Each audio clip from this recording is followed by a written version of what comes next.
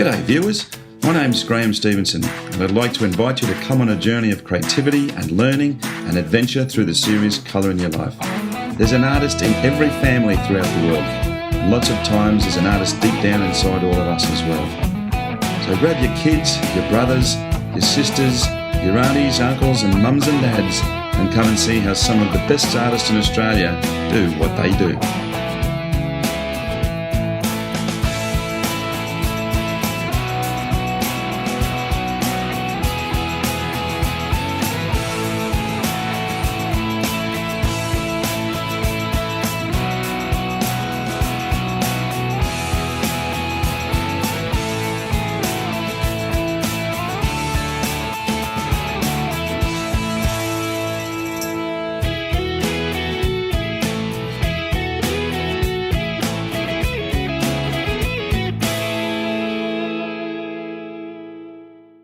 Well, g'day viewers and welcome back to Colour in Your Life. We're actually up in Brisbane today at Wynnum, just on the coast. It's just beautiful outside today. And we're with a very, very talented lady. We're going to spend the day with her, Dee Gillett. That would be me. Welcome to the show. Thank you so much. Graeme. Now, Dee's a teacher, fabulous teacher. I mean, she's a number of students, does life drawing. We're actually in the studio and the workshop area at the moment. But Dee's also, I really could say that you're an academic as far as art's concerned, but in saying that, I mean, you've got a degree in fine arts from the Queensland College of Arts. I do indeed. Which I think is fabulous. Well, you know, I got to 52 and thought, I've wanted this since I was 16, so hurry up. Really? Yes, graduated last December. I think it's so important that Dee, I mean, 52 years of age and you sort of say, I'm going to go and do a fine arts degree. Yeah. That's fabulous. I think that's just wonderful. But I think also in looking at Dee's CV and speaking to her, is that you also, disregardless of the academic side of things, there is a real purist essence about who you are as an artist and as a teacher. Can you tell me a little bit more about that? I mean, you sort of go into, particularly when it comes to the Cubists and Picasso, there's a certain psychology that you still look towards when you do what you do. Absolutely. What really interests me is joy and abundance and using art to bring more of that into the world. Now, when I was at uni, they tried to explain to me that my ideas were the only important thing and that how well I painted or drew was completely immaterial, but that's what I have to bring in the world. If I don't pin my guts to the wall and be the person who is joyous and full of life and abundance, then that art isn't going to exist, and I want it to exist because it makes the world a better place. I'm on a mission. Absolutely, you are. When you see Dee's art, you'll understand because it is so electric, it's so tactile as well. I mean, she really paints in layers and layers of impasto and colour, and it's just one of those forms of art that when you look at, and I was doing it before when I walked into the studio, I'm going, I can't keep my hands off this stuff. I nearly had to slap it, honestly. But it is going to be a great day. I mean, apart from the litany of awards that you've had, you've got this huge track record. I mean, when I was actually downloading Dee's information when we first spoke to her, the pages just kept printing out and I said, oh, this is nuts. But I read through it and I thought, well, we can't get through it all. I mean, obviously when you go and have a look at Dee's website yourself, you'll be able to see the amazing CV that she's got. It's just extraordinary. But today, we're going to be doing a picture of one of your loves, and obviously there's a lot of nature in your work as well. Mm-hmm. We're going to be doing a painting of rainbow lorikeets. Yes.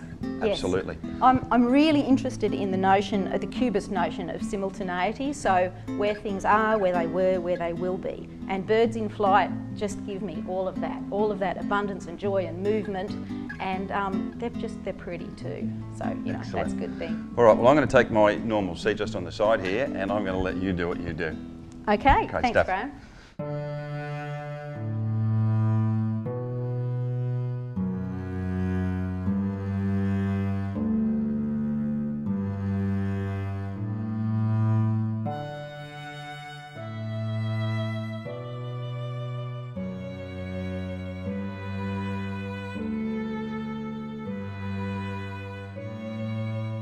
Okay, Dee, well, I can see that you've mixed up a whole bunch of Atelier interactives there, and did you put some impasto or some moulding gel in that? What was it? No, this was just gesso. I like the chrome acrylic. Oh, so you've just put the gesso in, have you? Yeah, because it's important at this stage that the colours are mid-toned. I want them light to mid-tone because it's really easy to get too dark. Yes. I'm trying to develop interest and excitement in this early layer of the painting. And you're using a fan brush there? Yes, my favourite gnarly, horrible, rotten fan brushes. You're a big fan of fan brushes? Huge fan of fan brushes. There you go. I see what you did there. I'm a huge fan of fan brushes because when I started as an artist, I was poverty struck and I could get fan brushes really, really cheap. And I hate to tell you that that was my big motivation. But in saying that, you still use really high quality paint as well. Absolutely, Yeah. because if you're going to sell paintings to the public, they have to last. If it's all going to fall off your canvas in 6 months, I don't think so. That's not a nice thing. I even noticed with your canvases you're on linen as well. Yeah. Yeah, love a linen I mean, canvas. I mean it's genuosity towards the painting as well to do that. How did you develop this style that you're doing now? I mean, your work is so different to anything else I've seen once again. Yeah, basically, I wasn't taught to paint. I was a drawer, so I worked in pastels a lot. I was really terrified of paint. I'm sure lots of you can relate to that. Yeah. I got hold of a lot of second-hand art equipment and included a whole lot of paints. And a very dear friend of mine who's an art teacher spent 6 weeks with me in my studio. We played with paint for 6 weeks. Part of it was some clear gel medium that I use a lot in my work.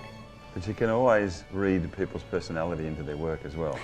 You've got a very exuberant personality. You're a well-known teacher as well. I think that's really part of being a great teacher also, is to have somebody that's really exuberant about their work and about their life, and that's exactly who you are. Well, if I'm not excited about it, how can I expect everyone else to get excited about it? And it is exciting. Making art is so exciting. Very true. All right, the excitement continues. What are we going to do now? We're going to spatter. Okay. So spatter is a way of just getting some liveliness into things. Yeah. So what I'm going to use is my Italia paints. Gotta love this brand of paints. But the colours are brilliant, aren't they? They're just glorious. So thick and luxurious. Or as you would say, sumptuous. Oh, sumptuous. Sumptuous, juicy, reckless, favourite words of mine. Okay, so the fine art of spatter. Oh yeah, what do I do? We're gonna have a paint fight. Yeah.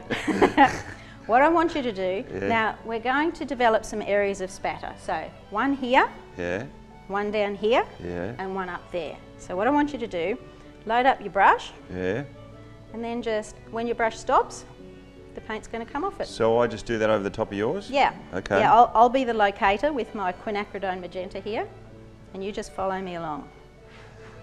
So one of the important things about spatter is you can use it to give a sense of perspective right from the start. So when your brush is fully loaded, Graeme, you'll get big dots. As it empties out, you'll get smaller ones. So if you concentrate your bigger dots down here at the front of the painting, it'll straight away get that whole spatial thing happening where the top part of the painting is further away from us than the bottom.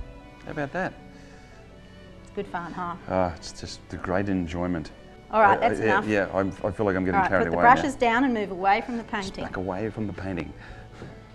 And now, because I know there's going to be some wings in here, what I'm going to do is comb some of this. So I'm going to pull this with my comb, just lightly. That needs to dry. Okay, now. we'll let that dry and then we move on to the next section.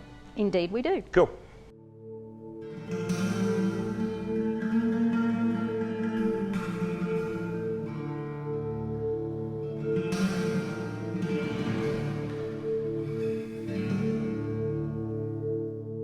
Well, as you can see, Dee has actually moved on. The canvas is dried. Got this beautiful, beautiful soft pattern in here as well. And you're actually using charcoal to sketch out your main characters, which are obviously, you've actually got cockatoos that you're going to turn into lorikeets, is that right? That's right.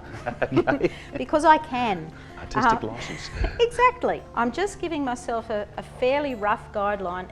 Okay, I'm finished drawing for the moment. We're going to move on to the next most exciting thing. Great. I'm going to be mixing the chrome acrylic texture paste. I really like the consistency of this particular brand. I find some of the modelling compounds are too stiff, and when I try and push them through the plastic bag, I explode the plastic bag all over the place. Oh, fair enough. And you just use sandwich bags, do you, in doing that? Well, that's the next process. Right now, Okay. I'm going to be using palette knives. Okay. And you do, I mean, with your particular techniques, I mean, you do use a lot of paint, don't you? There's paint. I mean, these are three-dimensional paintings. That's the best way I can describe them.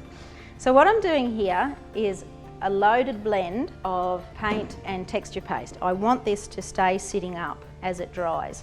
Okay, so I've mixed that. Yeah. Not very well. It's a bit like muffin mix. You Yeah. don't want to kill it. Okay. So I've got my biggest palette knife, loaded up, making sure that the paint is still variegated and it's all the way to the end.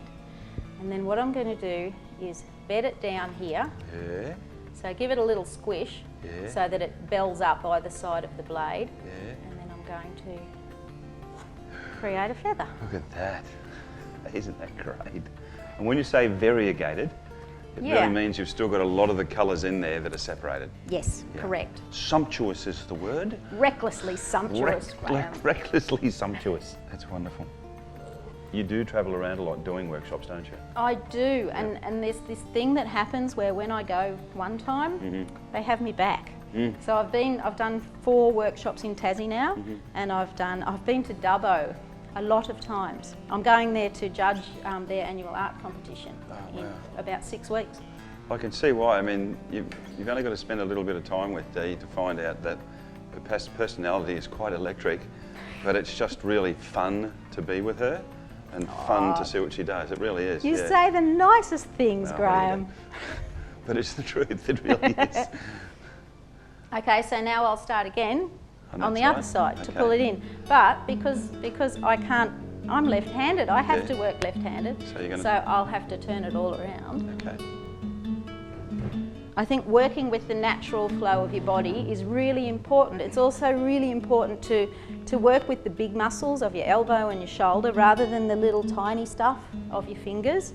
I think with dynamic work like this, you know, let your body speak, make it a mind, body, visceral, whole story. You're obviously Mediterranean from somewhere, aren't you? I lived in Ingham for a long time. Did you? Okay. Lot of Italian folks there.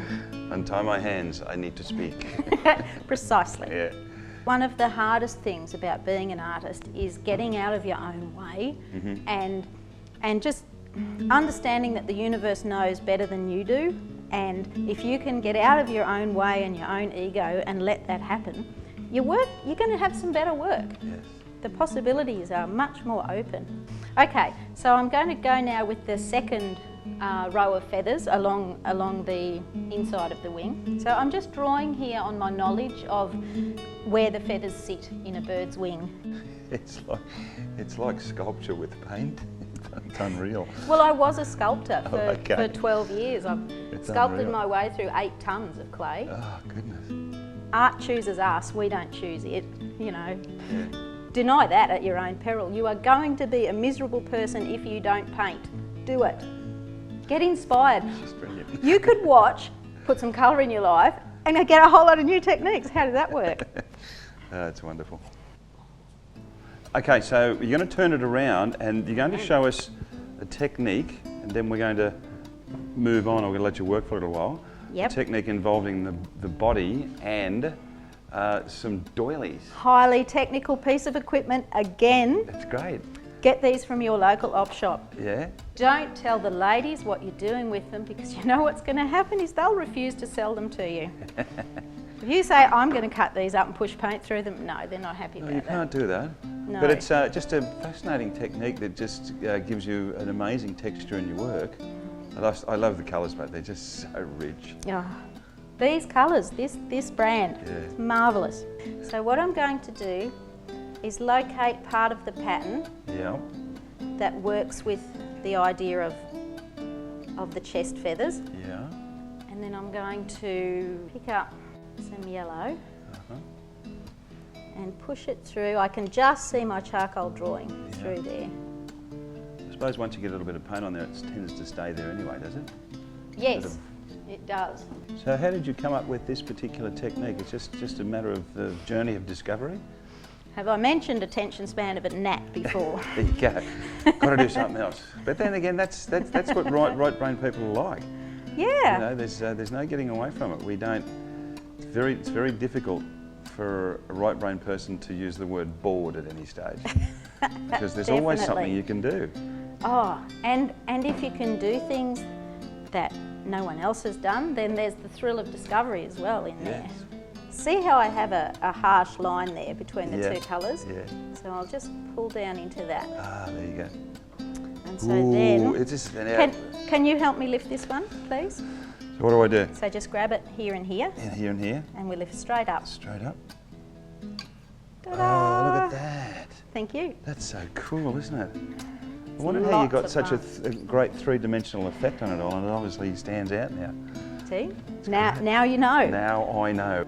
I think what we might do is we're going to let you work on this for a while, and then we'll come back later on because there's obviously some drying times and everything else involved, and we'll come back in a little while and keep going with it. Sounds like a plan. Let's do that. Excellent. See you soon.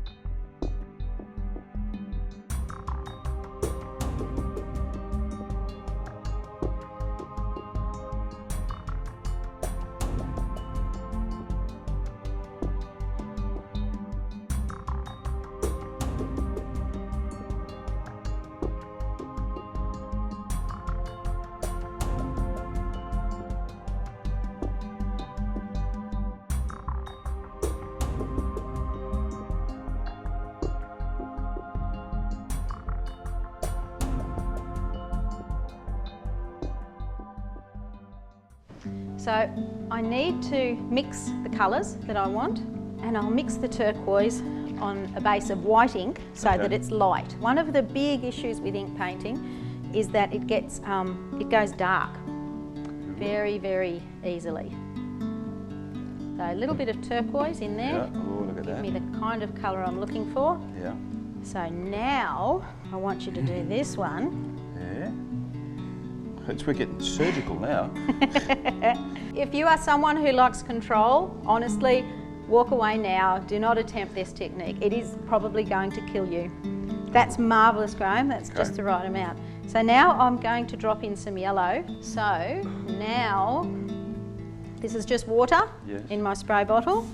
So anywhere I can see now that it's dry because it won't be reflective, just go in.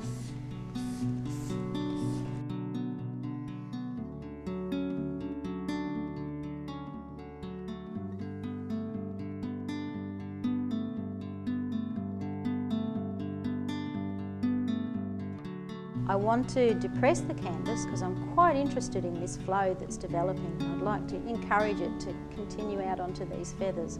And that's probably about as much ink as it needs, I would think. The hardest thing in making ink work is to move away from the painting and let it sit for 10 minutes. And you know, in my classes, I say, leave it for 10 minutes and then they come back in 2 minutes. It's not 10 minutes yet. 10, this many, 10 minutes. Then you can come back in. While it's still really wet, you can throw more ink in. As soon as it gets thick and honey-like, as it starts to dry, don't touch it because you'll ruin it. Okay. All right, well, we'll let this one dry then. Okay, let's.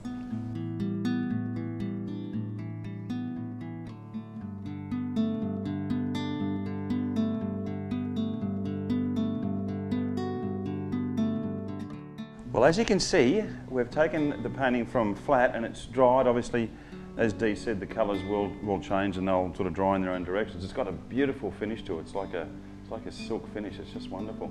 So what are we going to do now, Dee? You've obviously got to finish it off. Where do we go from here? Well, now, because the inks have done their own thing, and they haven't necessarily gone where I wanted them to, which is just par for the course.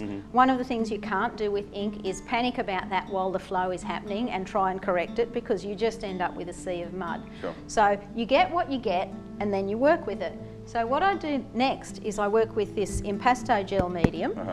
It's a product that dries clear and shiny. So the shininess mimics the enamel quality of the ink, the shininess of that.